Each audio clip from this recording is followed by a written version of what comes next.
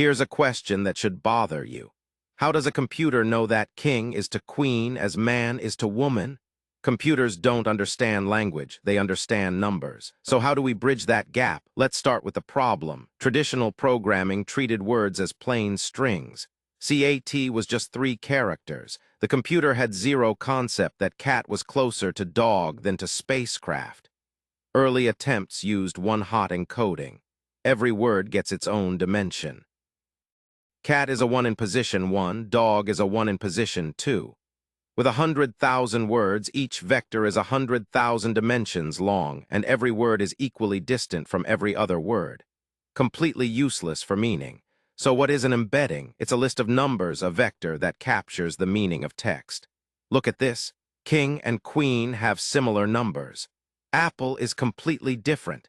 Each dimension captures some abstract feature, royalty, gender. The numbers encode meaning. Real embedding models use 768 to 3072 dimensions. That's a lot of numbers per word. Why? Think of it like this. With only 2 dimensions, you could separate animals from objects, but you couldn't tell a pet from a wild animal. More dimensions mean more nuance. In 2013, Word2 changed everything with one brilliant insight.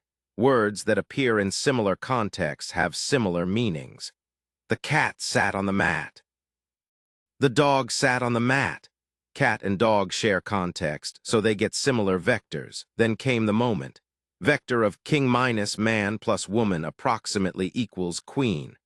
Nobody told the model about gender. Nobody defined royalty. It discovered these relationships just by reading text. But Word2 had a fatal flaw, 1 vector per word. The word bank got the same embedding whether you meant a river bank or a financial bank. Modern embedding models fix this by embedding entire passages, not individual words. Here's how modern embeddings are generated. First, tokenize the input. Then pass it through transformer layers where each token attends to all others. Pool the outputs into 1 vector, normalize it. The result, a single vector capturing the meaning of your entire input. Now picture this. Each embedding is a point in high-dimensional space. Similar texts cluster together. Questions about cricket end up near each other. Financial news clusters separately.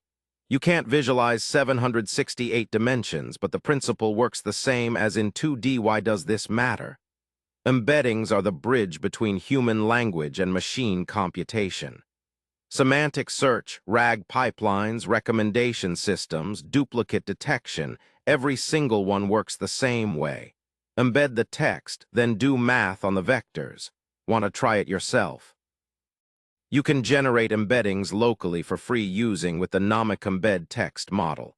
Just pull the model and hit the API endpoint.